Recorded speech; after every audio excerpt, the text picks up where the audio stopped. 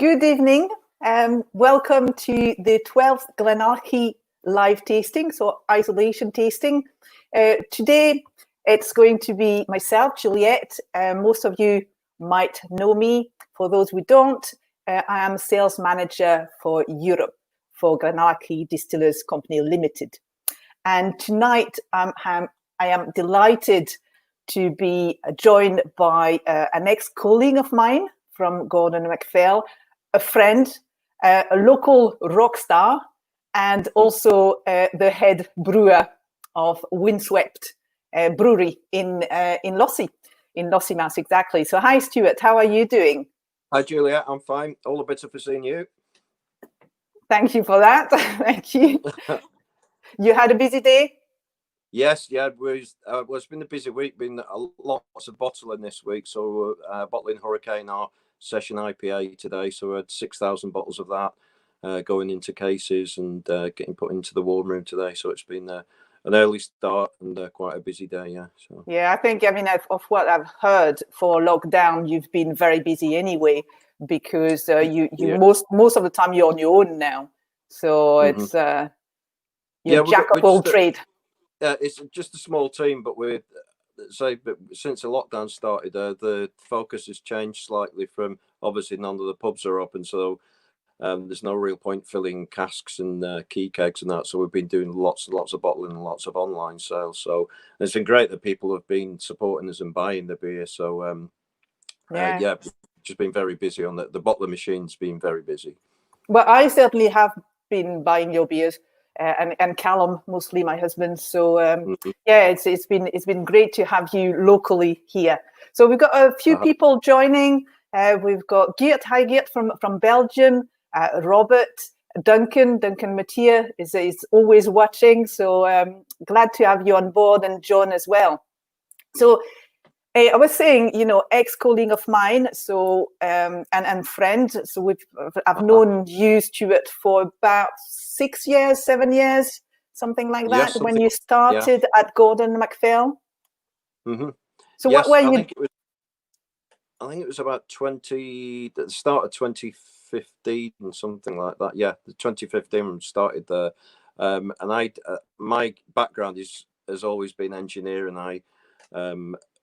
The raw age of 16 and a half, I joined the Royal Air Force, and I was in the Air Force for 13 and a half years. And then I carried on sort of aviation industry and then into oil and gas. Now, whilst I was in the oil and gas industry, I did quality health and safety. And that's the role I kind of went into at Gordon MacPhail. I was looking for an excuse to get a job anywhere sort of in the whiskey industry. And one popped up that fitted my qualifications and that. So I applied for it and got it. And I was working in the Bond there, and that's where sort of we first met, wasn't it? Yeah, and we became friends and so on. So it's great to have you on board. So how do you went from aviation to oil and gas and oil and gas? Sorry, but being French, we mix things up. The distilling, and now you went into brewing. So tell us a bit more about the brewing. How do you go from distilling to brewing? But my fascination with distillation and brewing started when I moved back up to the area. Lossiemouth was my first posting in the Air Force back in 1980, and I moved away in 84. But we moved back in 98. When we came back, we started going on distillery tours, and that's where really I suddenly a light bulb moment in the head with whiskey. It is actually really nice, and it's so fascinating, the whole process. So I started getting into the whiskey side of things from that, and as I say, ended up with G&M for 3 years, and then an opportunity came with a position, the trainee brewer within Windswept here in Lossiemouth, where I live. I thought, that's a brilliant chance to really get hands-on, with the brewing side of things. Because obviously the first part of the brewing element, there are quite a few differences compared to whiskey, but there's still a lot of similarities with the ingredients, etc., and making the beer. So I thought I'll give that a shot. I suppose, I mean, you've heard that before. Whiskey is what a beer wants to be when it grows up. So you're doing the first part, but you're doing really well. I mean, I really like Windswept. So I think we have a picture that we can show people over there about where is Windswept compared to GlenAllachie. Yeah. So beautiful We're Moray. not that far away from each other, are we? No. Well, I think it's about 21 miles or 30 kilometers. So, well, GlenAllachie would be in Elderflower, so right in the middle, as you can see. I mean, I'm not sure if you can see because depending on your age and your eyesight. And Lossiemouth is right at the top, so by the sea. And incidentally, I used to live there, and you live there as well. So that's where we had a few. Just around the corner from us. Yeah, we had a few social events. And I remember one of your concerts, because I did mention you are a local rock star. You have an incredible voice. You have a very powerful voice. That's why I remember that I had to actually stand to the other side of the bar because my ears couldn't take it. But that's the other noisy lot in the band with me. It's that, especially Leo on the bass. He needs to turn down a little bit. So, but yeah, we do enjoy it, and it's nice when we get to play up here. So the band's based in Aberdeen, called the Unforgiven, and but we don't get that many chances to play up this area at the moment, and obviously none at all at the moment with lockdown. But it is great when we get to play up here. Yeah. And how do you keep your voice then? Is it with beer and whiskey? That's a trick. Ideally, if you're really looking after your voice, you shouldn't really be touching alcohol. One of the best things for the vocal cords is Marmite, apparently. But it's normally I'm okay. I just drink. Most gigs I'm driving anyway, so I'm just drinking water, soft drinks and that. But whiskey does help if you've got a bit of a sore throat and you've got a gig. Yeah, whiskey definitely helps to warm the vocal cords on it. So yeah. Okay. But drinking it responsibly, of course. Yeah, we all do that. The more people have joined. So again, we've got Kreen from Belgium. Hi, Kreen. Jeremy coming from Norway. Again, more people from Belgium. Griet de Rue.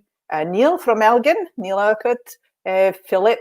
Can't remember where Philip lives, but somewhere in Scotland, I think. Peter. So Peter Krenek. Hi, Peter from the Czech Republic. Oh, and Callum Bachen.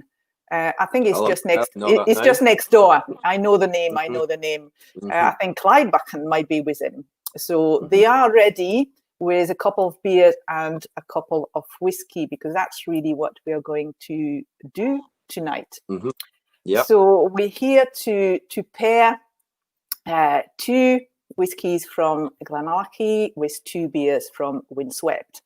And we've been talking about this tasting for about a month. So I think we had a month to try a few. And that was great fun, really. It's all the trying and trying to find out what goes well. So what we are going to do is actually the idea of the tasting came from a Scottish tradition called half and half.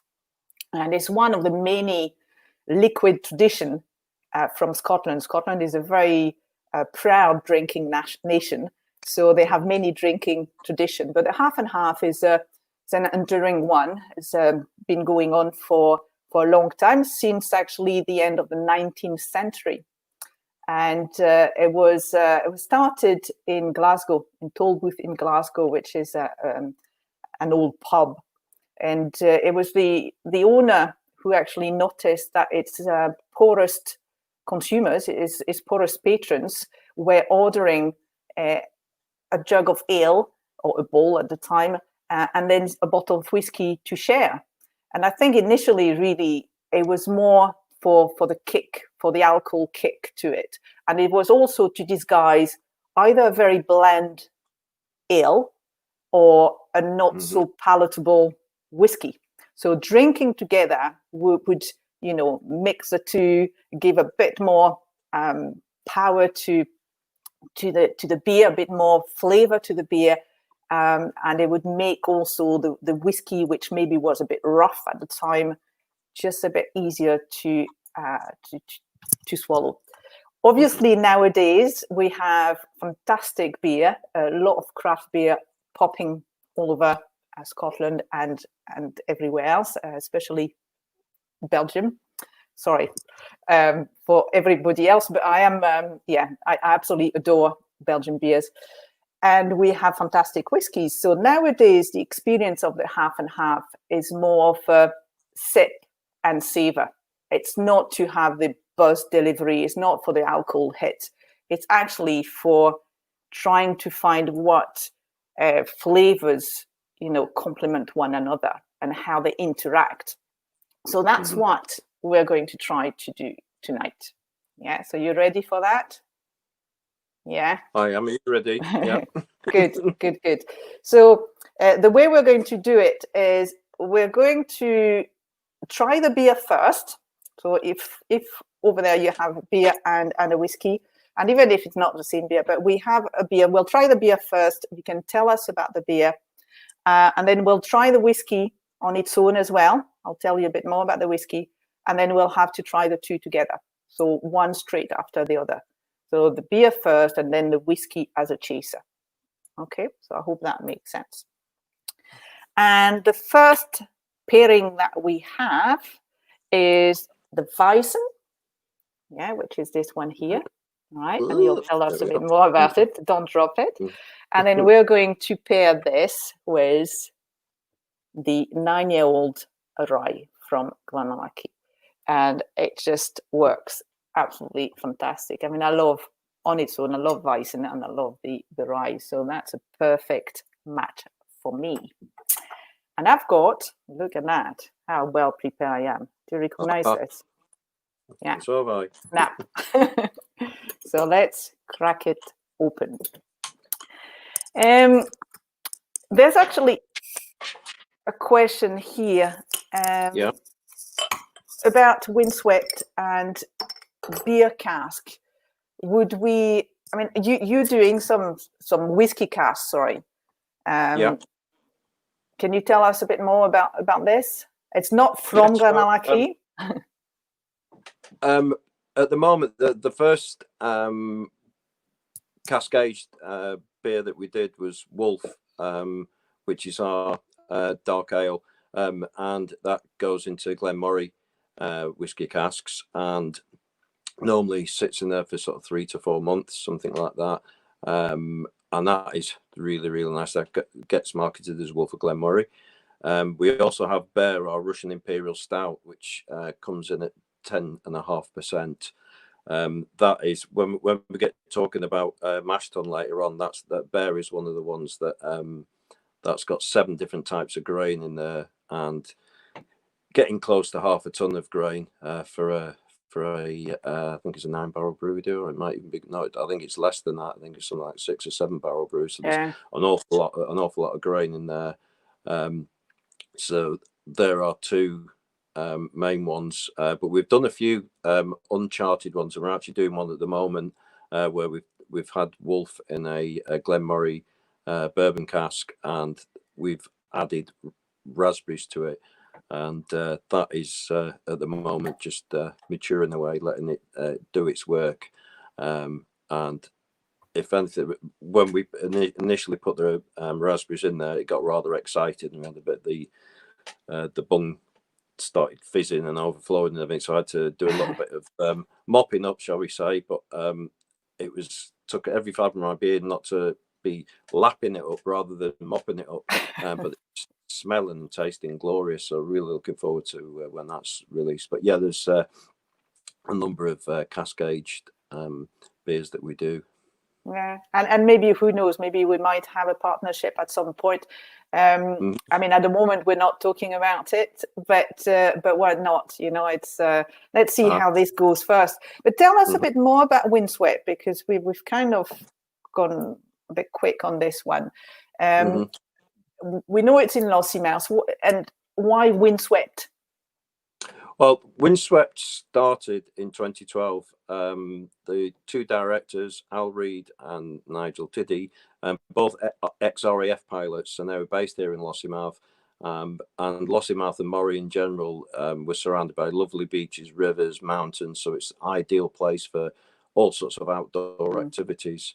And it can get windy up here, hence the windswept. But there are days when it's not windy and it's, as you know, beautiful. Suddenly we've got two beautiful beaches here, along with the surrounding countryside. So it's very much started on the ethos of best when you've earned it. That's the company motto. Yeah. Whether you're going out cycling, mountain biking, mountaineering, swimming, paddleboarding, you name it. Doing some activity that afterwards you've earned your beer, and it was sort of started on the ethos of that. Al and Nigel actually started off. They were sort of working alongside some US Air Force colleagues, and they take the brewing very, very seriously, their home brew, etc. And so they started off in the garages. They had a beer club, and they ended up with their own little kit and brewing their beer. Their APA and Wolf, I think, were the first two that they did. And in the end, when they came out of the Air Force, they decided, let's have a shot at brewing, and that's where Windswept started in 2012. And here we are in 2020, and they've got at the moment 8 employees there, and winning awards in Scotland and UK wide. So must be doing something right, because we keep winning those awards. So but yeah, that's sort of how we started. And the windswept really is from the, obviously the seaside town, and it can get windy here, but that's always handy for if you like the windy aspects of going out in the sea, the surfing. They get a lot of surfers here as well, so they'll be earning their beer after that as well. So that's really the story, and a little potted version of how Windswept kind of started. Yeah, good. So best when you've earned it. You'll be glad to know I went for a run just before, a small run, so I can only have a small beer. But I thought best when you earned it, you need to do something. So we'll go for this one, Bison. You mentioned as well, you mentioned awards. I believe this one, the Bison, was awarded, it's a champion beer from Camera. So Camera is a campaign for real ale. So it's a body, So it's quite a big award, isn't it? Yes, yeah, it is. We were thrilled. It's actually one that I think it's last year and the year before. So it's thrilling enough just to win something, amongst your peers in Scotland. But when you get a national award, it really tells you are doing something right. You can be a little bit biased with your own product. Oh, this is great. But when other people are saying that as well, and they're enjoying it as well, it really does sort of rubber stamp that you are, you must be doing something right. It's a good accolade. It's a bit of a tap in the back and so on. So you said before we actually got live, you said, don't pour the beer all at once, because this one is quite yeasty and it's a cloudy beer. So look, it's supposed to be a cloudy beer anyway. So we don't actually we just give it a very light filtering when it goes through for the bottling. I've got 2 bottles here. I stuck one in the fridge. I don't normally put them in the fridge, but I was afraid that live on camera I'd end up opening up and making the right mess of pouring my beer. So I took away a little bit of the carbon. But yeah, basically especially with the Weizen, and the first pour is, as you say, it's you can see through there. Well, don't have the same lighting. At the moment, it's what you call crystal, because we've still got in the bottom of the bottle here. All our bottle beers are bottle conditioned. So what I'll do is I'll pour in the remainder here, and you'll see how it changes. That it's it's cloudy. Going a lot cloudy now, and it'll also affect the taste. You get even more with the Weizen yeast. You get lovely banana aromas, banana, caramel, and cloves, and so on. And I always find with once you add the last elements of the yeast in there, it really sort of knocks that up a notch or two as well. Yeah, it's a lot of bananas on the nose. It's very ripe bananas, and as you said, some spices as well. Yeah, that's the thing about obviously with tasting, whether it's whiskey, beer, etc., it is very subjective, and sometimes somebody in your company suggesting, "Oh, I'm getting raspberries," you go, "Oh yeah," I thought, and he's not. But with this, if you can't smell bananas with this, then there I is think you something have wrong an with issue. the you know. But yeah, and I suppose Weizen. I mean, Weizen is from the German type of beer, white beer, Yes. wheat beer. Yeah. So Yeah, all the wheat beers would taste likely banana as well. If it's not the wheat, it's the actual yeast that causes that. The wheat gives it a good head retention and get lots of protein, good mouthfeel. But the actual it's the yeast that's doing all this with the banana aromas compared to the other yeasts we use. All our yeasts that we use are wet yeasts, and we propagate them. We just get little sachets, and then we'll propagate like a 40-litre wort with the sachets, little trickle feed of oxygen for a couple of days, then add another 100 litres of wort, and then crop that, and then we'll use that on the brew, and then from that brew we'll collect that yeast, and we'll use it again with the Weizen. We'll tend to not use it again because we don't brew Weizen as regular enough, because the yeast probably is only good enough to be stored for a couple of weeks, and then it just has to go. But we've always normally with the other yeasts we use, like for instance, the main two we use are Kolsch yeast, Kolsch German yeast, and also English ale yeast. So they'll get cropped, and they'll get used on the various brews using different types of yeast, and that after the fermentation period, we'll take some of that yeast in the fridge. And we'll check it under the microscope and do a yeast count, see how many billion yeast cells. Because the thing with yeast, you got the term breeds like rabbits. It should be breeds like yeast, because yeast just multiplies and multiplies and multiplies. Well, so, if you do it right, though, because you can kill it as well. So, but that's what is interesting as well in Windswept, and I've been there just to have a look. I mean, it's very small, and you are. I know the term, bijou, the term craft and whatever, but it's really, it's really small. You do everything from propagating the yeast, sorry if I don't say it properly, to bottling. So that you do it. Very small size, so everything is in one room. And we had a bit of a conversation about the size, and I thought one of the way to show the size of a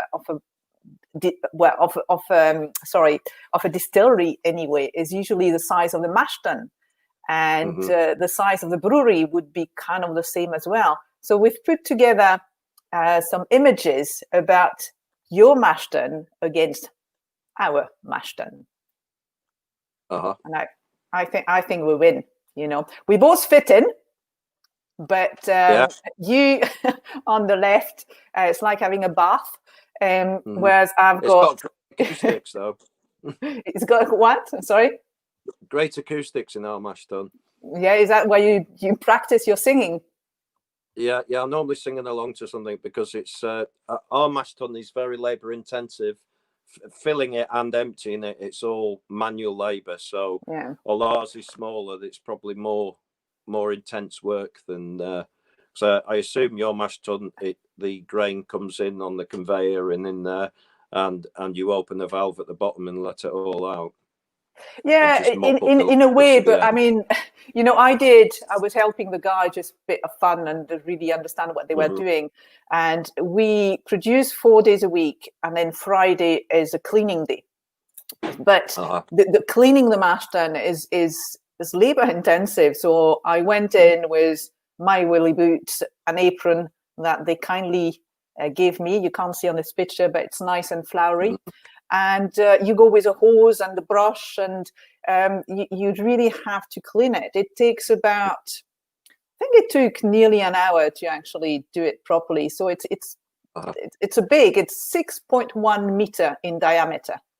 I'm not sure about your one, but well, I probably couldn't lie down in it, so it's probably about 1.6 meters in diameter, something like that. But yeah, it's we have to clean ours after every. It's cleaned after every brew, so you dig it out, hose it down. We've got the plates in the bottom; they get lifted out and jet washed, and then you're crawling in there, cleaning it down with the hot water, hosing it down, and then putting it all back together. And every now and again, we give it a deeper maintenance with some solutions and that. Yeah. But yeah, that's it. Every day, where if you've got a brew on, you'll be cleaning the mash tun out and you'll be cleaning the kettle out. So it's sort of saying so I don't know whether it's the same in distilling, but in brewing, it's probably 85% of the things you do is cleaning. Yeah, I know. Lots of cleaning. Yeah, because if not, you can develop unwanted flavors in a beer. Yeah, well, you can. If you have any bacteria, you can mess it. Yeah. I mean, that's all the experience I have from Callum doing his home brewery. So, but it's not as good as yours. Sorry, Callum over there, but yeah. Well, so I've had some delightful beers off Callum. Yeah. Well, because we couldn't drink them ourselves. Mm-hmm. that was reason. But no, joke apart, it's great to actually try to brew your own beer, but you understand why people like you do it professionally, because you have a certain quality, and what I like about Windswept is you are very innovative, so you always have something new, and that really reminds me as well of GlenAllachie. We are the same, to look at the consumer demand and try to do something different, experiment. Mm-hmm. It's not just same old. And it's just trying to do something else, trying to keep it interesting, and you do that very, very well. So we've had this one. I'm just going to look at a few questions. We had two questions, one from Philip here, Philip Dixon, asking if you ever thought about distilling your beer, or do you just leave it to the professional? Well, it's a couple of points about one. It's down to equipment and space, but it's also one of the things that we're looking at that we've discussed, that you asked me about, was low alcohol, non-alcohol beer, and that's one of the ways of actually taking the alcohol off of the beer is distilling it, and that was. I'd love to be able to do that. I can't see in the near future that happening, but never. It'd be nice just having a little distillation kit, and a small do a trial brew, and have it sat there, and then distill it and get the alcohol off and see what it actually comes out like. But that's at the moment I don't think there are any plans for that side of thing.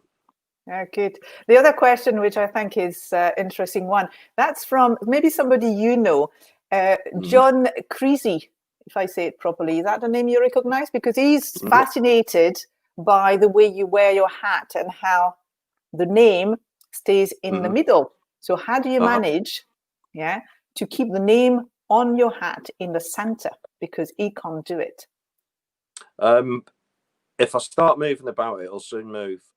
Yeah. The main reason I'm actually wearing my hat was because I was supposed to be wearing these earphones here, but I couldn't get them to work. So and the hat was supposed to keep them in, but then I realised my head was shining with the light, so I decided to keep the hat on.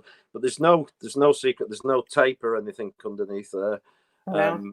Like I say, give me a couple of minutes of moving about and doing stuff, and then it'll be over here like this. There's no much hair underneath that. I know that. That's also so maybe that's a trick. It's funny actually. Lockdown, I think men became bolder and bolder, and ladies, well, we've got longer and longer hair, and grayer and grayer as well. So that's a new fashion. We're all going different ways, but it's driving me nuts. So anyway, shall we go on to the GlenAllachie? Yeah. Yes, let's do that. 9 years old, rye. You've got a sample. It's one of the 3 new wood finish that we've launched in March, April, along with a Muscatel 11 years old and a port finish 11 years old. So this one is the youngest of the 3, 9 years old. It spent over 7 years in American oak, and then has been filled into very punchy, full-on rye cask from Kentucky. So the rye cask will bring a lot of spices, and again the cloves. So when you mention the clove into the beer, that is really where what we call the bridge would come in. You've got this spiciness, not quite banana, but a bit more of the vanilla, the soft fruit, but especially the spiciness. So we thought it would go quite well with it. For the occasion, I have found, which is fantastic, this is called a jigger, right? And this is a French jigger, which I didn't know I had. And I don't know if you can see, but it's written whiskey and baby. So it's got 2 sides for 2 different measures. We talked about the half and a half. So the half and half tradition is half a pint of beer, but what we call the half for the whiskey is actually a full dram, right? 35 ml. And that comes from, it's the measure at the time in 19th century was half a gill. And half a gill was about 71 ml, which is this side here. The half of a half a gill, that's what we call the half, and it's 35 cl. And that's what French people call baby. So I'm going to go very precise, get my jigger. And I'm really excited when you find something you didn't know you had. And it belonged to my grandfather, which actually wasn't a whiskey drinker, but it was given it and just left it, not knowing that his granddaughter one day will be so excited to find it again. So it's fantastic. Brilliant. So this one is 48%. That reminds me, we actually didn't even mention the strength of your beer, but it's quite a high strength. The Bison is 5.2%. Yeah. So this one, 48%. Obviously, whiskey in terms of strength, we win, no problem. The nose, is soft. Again, a lot of spices, a bit of orange peel. I get vanilla. I get this kind of uncooked batter. Yeah, there's definitely get the vanilla. It's lovely and light. I was maybe getting a little bit of sandalwood in there as well, and a kind of a caramel fudge. We don't use the term caramel in the whiskey industry, but again, I saw when I was reading the tasting note for the Bison, there is caramel notes in it. So again, I think that's why similar traits, similar flavors, and that should go well together. We also we say when you pair something, and it can be beer, but it can be food, chocolate, cheese. You either try to find similarities and build a bridge this way with similar taste, or you just totally oppose them. Right? And the opposition, I think, is what we're doing into the next one. But on this one, for me, it's more of a similar trait, similar flavors. So because with the Weizen, it almost reminds me of a liquid banoffee pie. You've got that sort of banana and toffee. There's the spicy hints there, and that, and then like you say, they do really go well because you've got that lovely sort of spiciness on there. Just it's all also subtle though. It's in the background. The spiciness is there. It's not too powerful. It's quite soft on the tongue. It's really a really nice dram to try. So we know how they taste separately, and that's the fun of it. And I'm sorry if you don't have the beer and the whiskey over there. For whoever's listening, if you have, please just try to do that with us. Now it's the fun of having a sip of the beer That was and water, then a sip of the whiskey.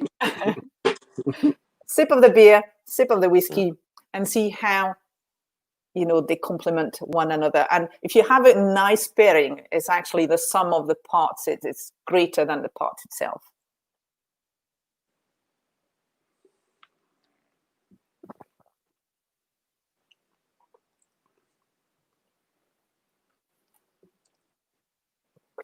It's all gone very quiet. Well, I can't speak and drink at the same time. My eyes as well when I do this for some reason. I just notice them. So deep in thought and transported elsewhere.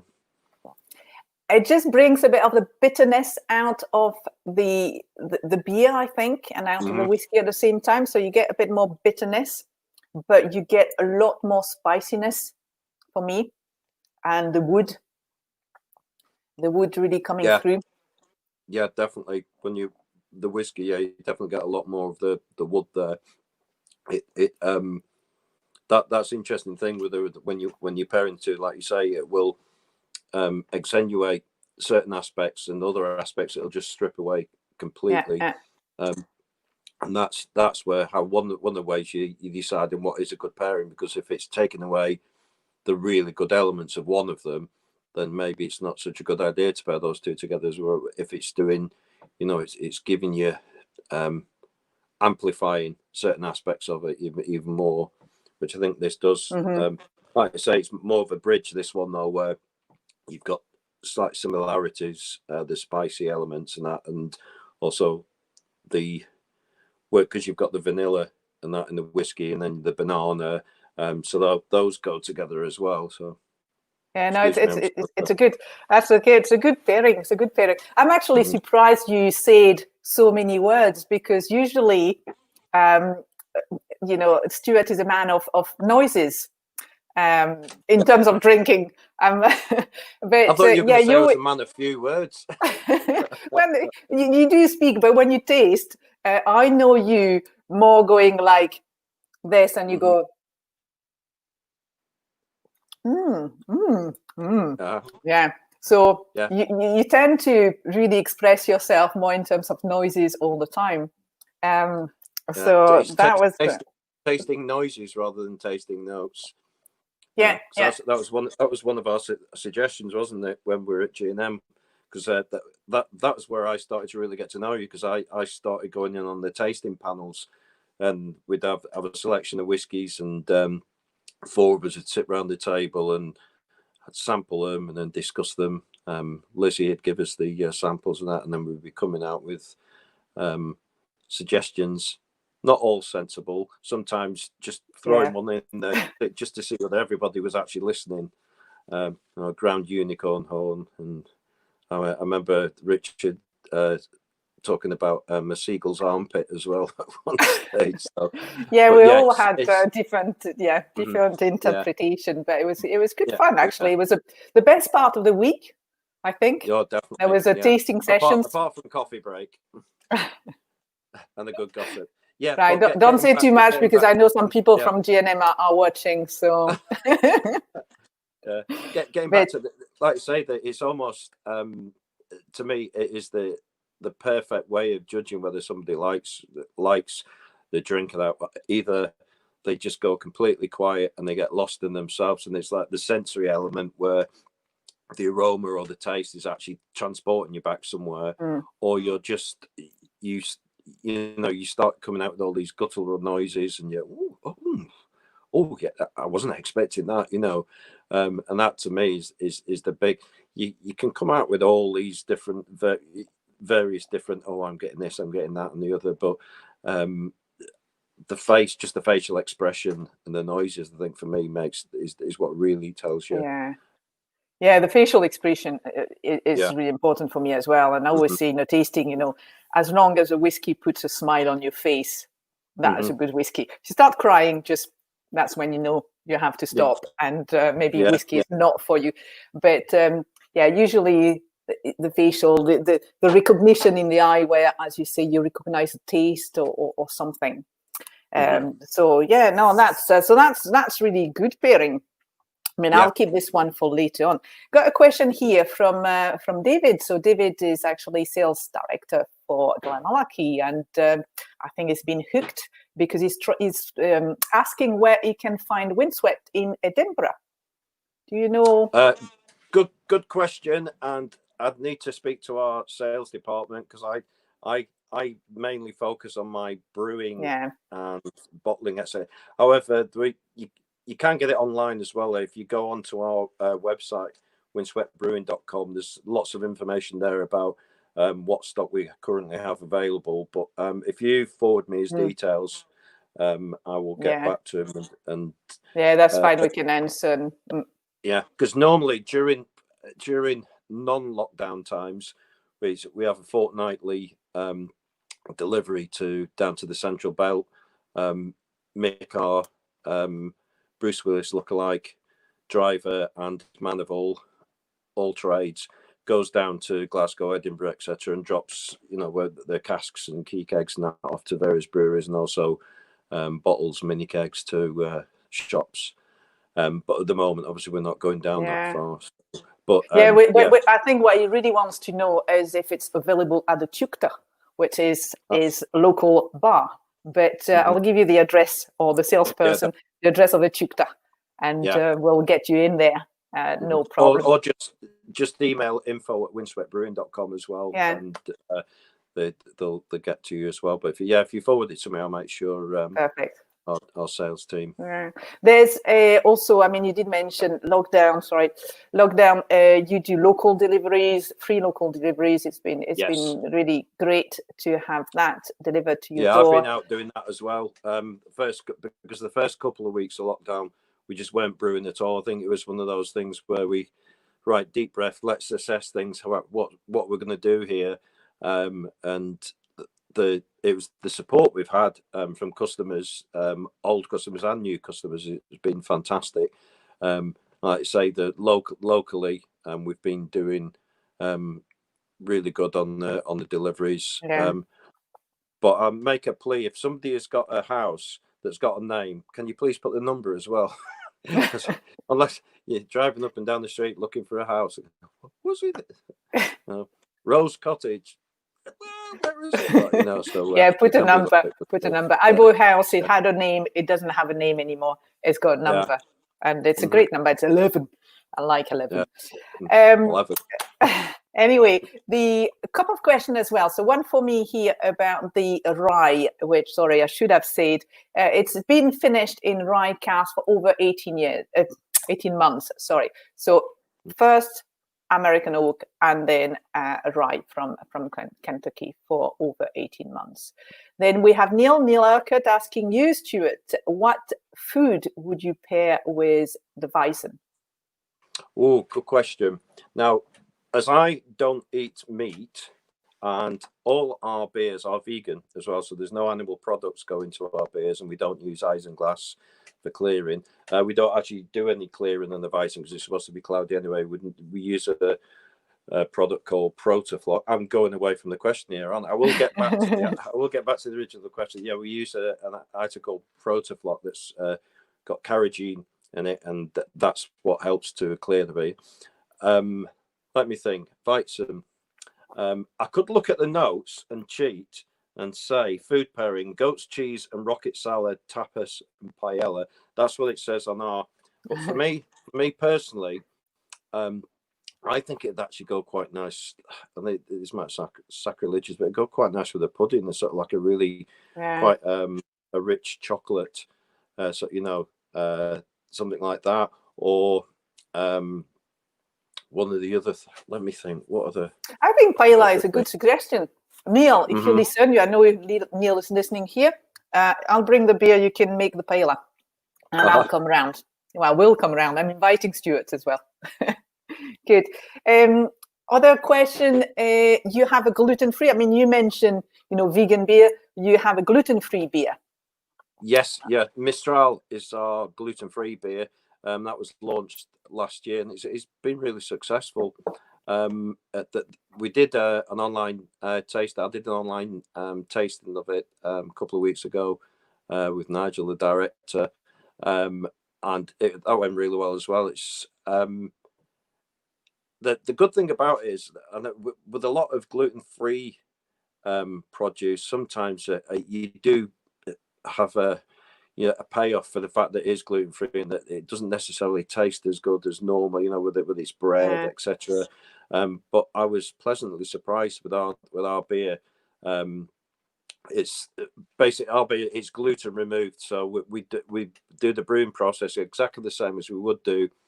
And then we add a solution called Clarex. Now it's just a tiny. The brew we did was 3,000 liters, and we added it was 100 grams. Yeah, you have to wait. It's a liquid, but for some reason you have to weigh it out. 100 grams of this Clarex, and you've got to hit below 20 parts per million for it to be classified as gluten free. And it was 10 parts below 10 parts per million. So, but it goes really well now. Quite a few people I know that do have gluten issues have tried it, and they do enjoy it. And obviously it helps because you're getting the same benefits for the alcohol, but you're not getting that the issues same benefit. Yeah, I'm pointing to my tummy here, and that, the same bloatedness and things like that. So no, it's going really well. Good. It's also sorry.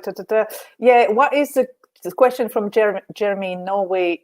What is the craziest beer you have made? Is that maybe the one you're making just now? Because I mean, if I can say that, Stuart, you've actually done your own recipe, and you've brewed this beer last week, if I'm not mistaken.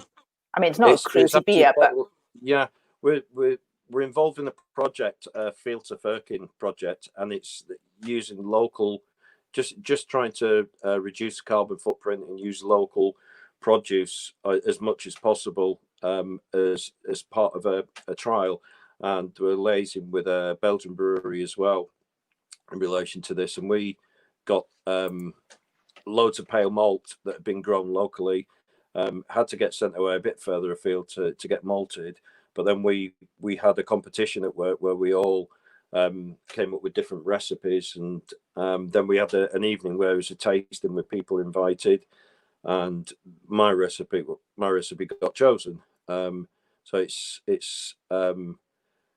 the idea of my idea behind my recipe was we're in Moray. It's summertime. It's absolutely beautiful. I wanted to try and produce summer in a glass, summer in a bottle, and up here, obviously, we have the grain grown up here locally. And what else grows locally? Well, we have wild elderflower all along the old railway lines where we love going walking. So I thought, well, we'll introduce that as well. So it's elderflower and lemon pale ale, and it's getting released in a couple of weeks' time. I'm really looking forward to that. But that's not the craziest. It tastes lovely. I'm really pleased with it, because there's always a worry when you do a trial, and then with a trial brew, you're talking 40 litres, and then everything gets scaled up. We have our brew kit's a 10-barrel brew kit, so you're talking 1,600 litres. Mine was done over two brews, so over 3,000 litres. So you're always a little bit apprehensive that it comes out as good as the trial, and it luckily, not luckily, but thank goodness it has done, and it's lovely and refreshing, and it's done exactly what I hoped it would do, with that sort of again, when you drink it, you can just sit there, close your eyes. Hopefully people will be able to drink it outside in the the tap room and that soon as well, but at the moment it's just gone into bottle. But getting back to the question in hand, probably the craziest one I've done was one of the first ones I did, and it relates to the Weizen, because as I said earlier, I think the Weizen sort of it's almost like a liquid banoffee pie. And I thought, what would it be like if I took the Weizen recipe and added some chocolate to it, do like a hybrid of our Wolf beer and Weizen, so it's like a chocolate and banana. And so I did that, and it actually came out really nice. It's sort of like bananas and chocolate, but haven't gone any further because it very quickly dissipated. But that was one. There were so many. The last 12 months we've been doing so many trial brews. It's been really exciting times as far as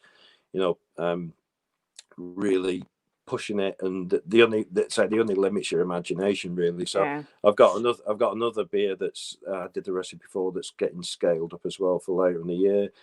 You were mentioning Belgian beers as well. One of the other beers that was done, Nigel did a Belgian style beer as well, and that was absolutely lovely. I think we're going to be doing that later in the year as well. So your Belgian beer love will be satisfied from Windswept, hopefully. Good, yeah. Hopefully well, soon. talking about Belgium and so on, well, two things come in my mind here. One is you export. I know you export. Mm-hmm. Where do you export? As far as I'm aware, I know my knowledge of the export is from preparing pallets and loading pallets onto lorries, and I know we definitely export to Denmark and Sweden. I think we have done to Germany in the past, and I know we definitely do to Canada. So that is sort of worldwide, really. Yeah, I suppose it's a bit more difficult to export beer than whiskey because you've got shelf life, so that's a tricky one. But I know you export a few places. Yeah. And would you have seen, or do you know of any differences between taste between countries? Not that way. I know, like the Swedes with whiskey tend to like the peaty ones, don't they? You know, but our beers, I think it tends to be sort of a lot of the darker ones. I could be wrong, but I know sending over to Canada, there's been a lot of our cask-aged beers, and I think the same to Scandinavia as well. So there's lots of cask-aged product going out there as well. So obviously you haven't got as much of an issue with the shelf life there because it's a longer shelf life. Good.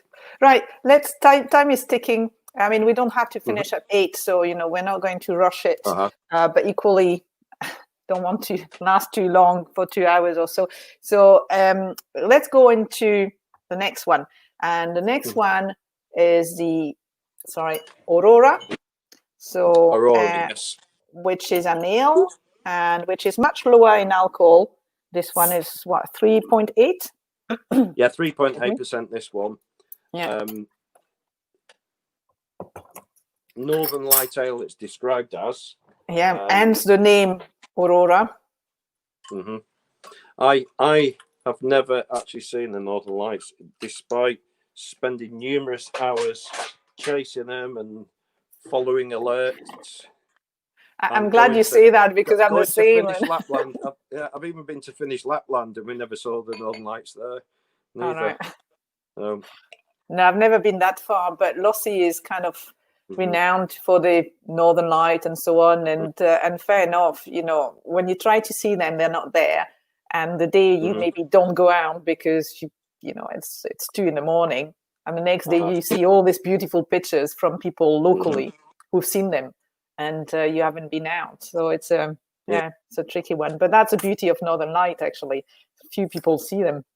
But I do miss the seaside actually, and Lossie, because as you know, I lived in Lossie for 12 years, and I moved into the city.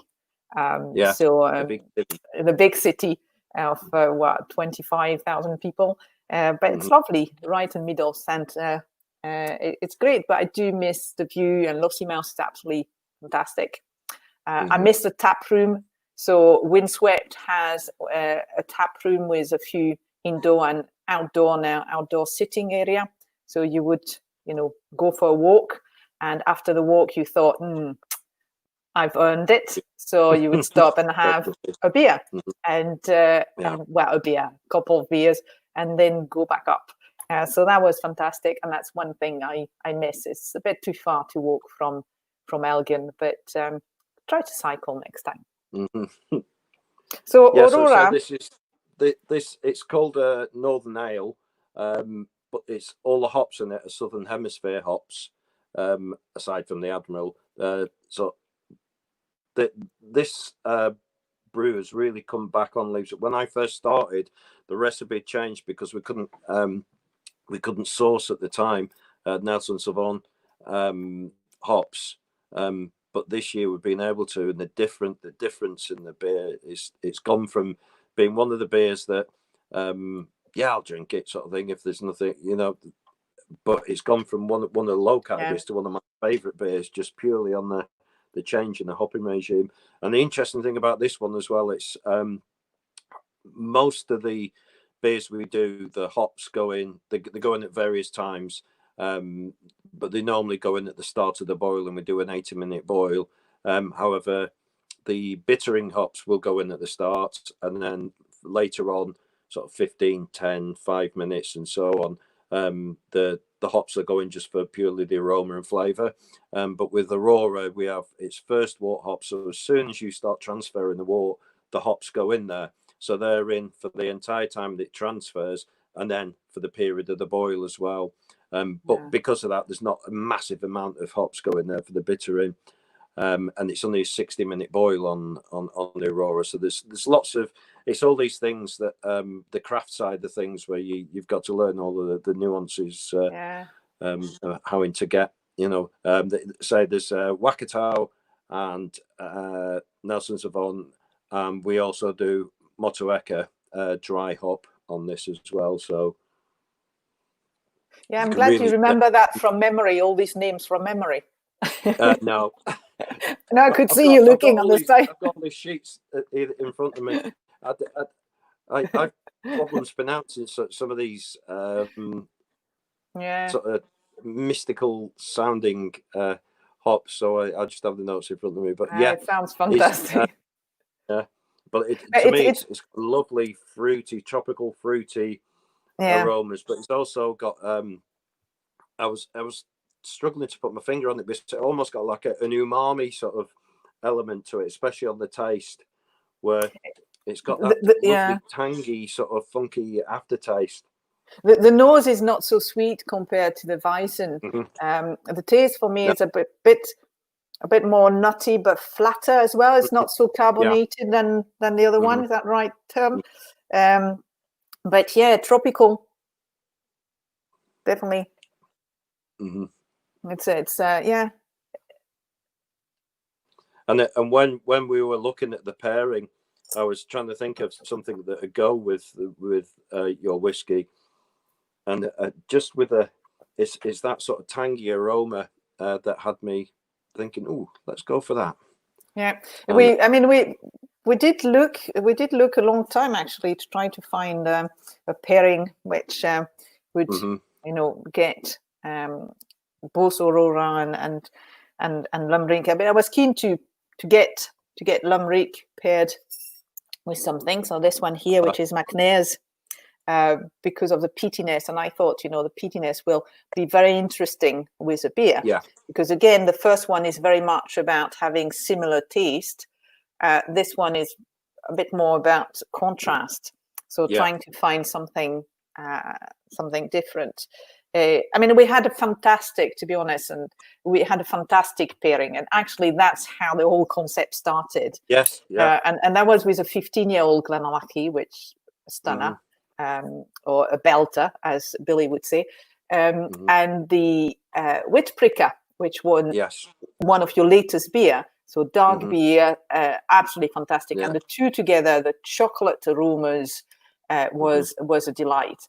So we really thought about it, and that's where the idea developed for the tasting. And unfortunately, Witch Pricker was fortunately it was that popular that it sold out. So fortunately for you, but not for us, because we had to change a bit and rethink and try different pairing. But that was absolutely fantastic. So who knows? We might try to do it again when you do Witch Pricker again. But that's a fantastic beer.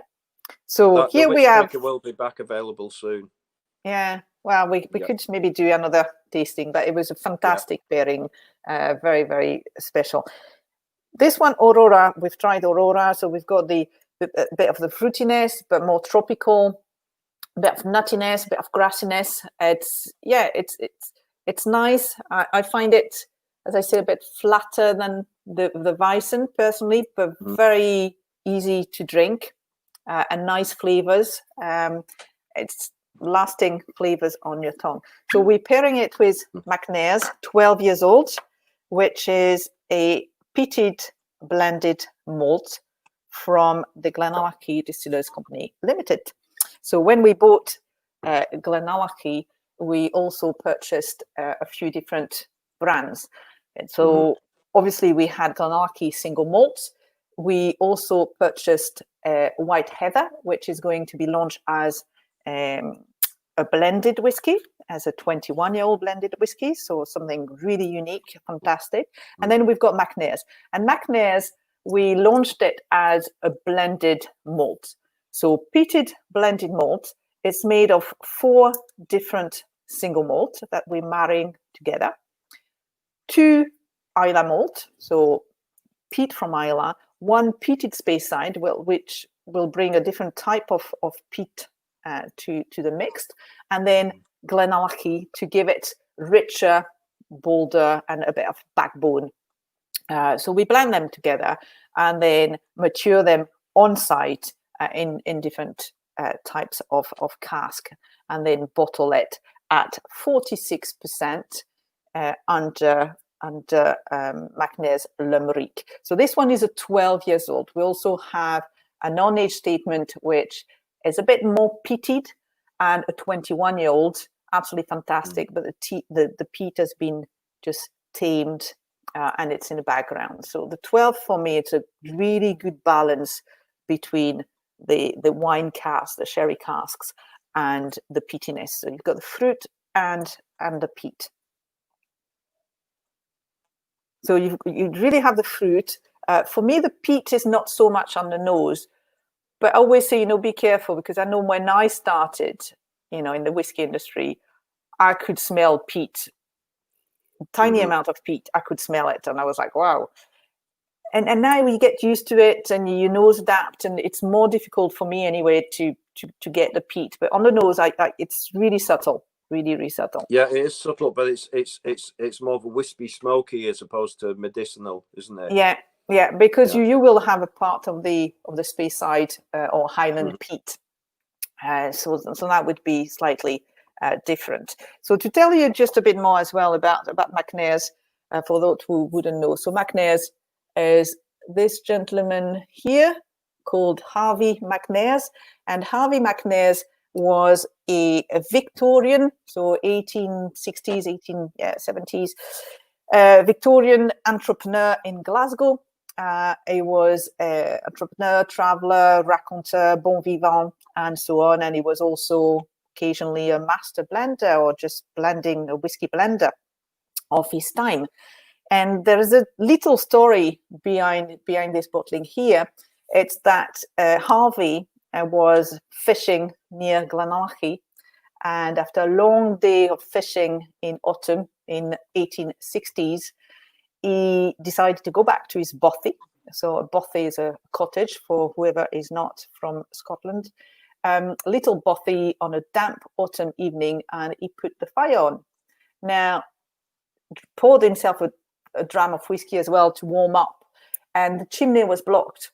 So the room filled with smoke, and he just thought that the smoke on his glass was just perfection. So that is the story behind Limerick, and it's Billy Walker who wanted to recreate the story and pay homage to Harvey MacNair's here. So really nice dram, quite subtle on the nose, nice and fruity, and on the palate,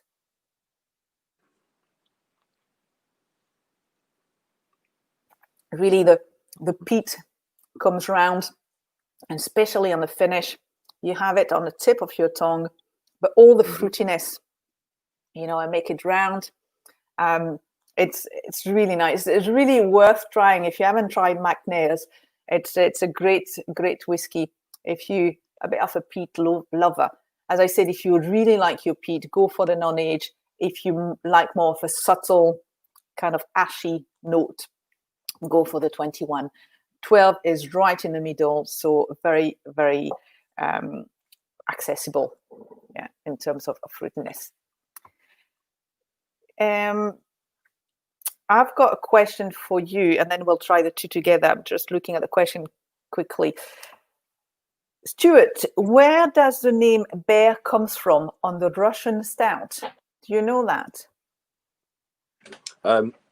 I could make up I think it actually you can make up a story. I could be wrong here. But I think it might actually be to do with the Russian Bear aircraft, because the spy aircraft that used to come flying over, spying on us, and obviously the RAF aircraft here at Lossiemouth would go intercepting them as well. If it isn't that, I think I've just made up a lovely story anyway. Yeah, I think it might be that, because most of your beers, you've got the Typhoon, the Tornado. Yeah. I mean, it's all, RAF related. Well, not all, because you have Aurora, you have Bison, but there's a great influence from the RAF, and that's because the owners are from or were from the RAF. So yeah.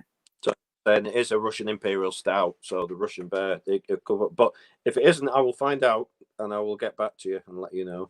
Good. And I have a lovely comment here from John Creasy again, who said, "I didn't anticipate that I would find myself sitting here with a 10-year-old cask strength GlenAllachie gagging for an ale." Great stuff, Stuart. So we won some people over, but it's just honestly the magic. I mean, the beer itself is fantastic from Windswept. GlenAllachie, I would be too biased to actually say anything about it, but fantastic stuff together.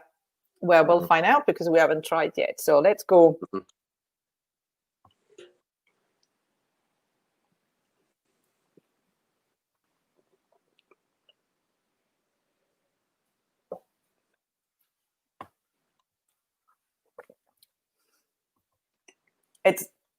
It brings sipping up a savoury.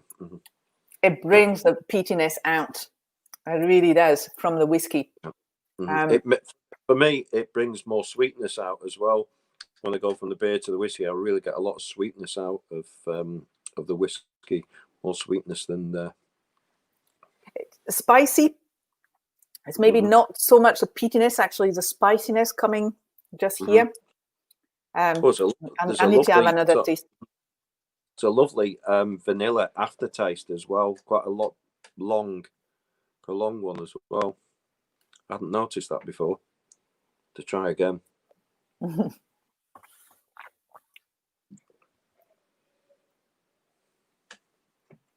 Now, I think the half and half is a wonderful tradition.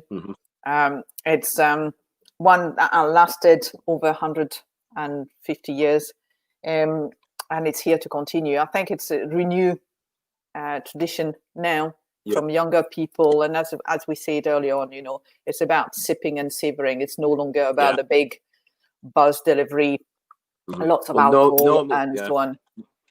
Normally, I would use one of these size glasses if I was doing it, but just for the purposes of showing off the beers, I used the bigger glass. But I was actually took the solstice in this year, sat in our garden with the fire pit and just having half and halves. All night, and it was brilliant. Just sipping and savouring and not going mental, just really appreciating them and watching the summer come in. And it's fantastic. I can definitely recommend that, sitting around the fire pit with half and halves and just talking nonsense and the world fly by. No, that's good. Right, we kind of run out of time a bit.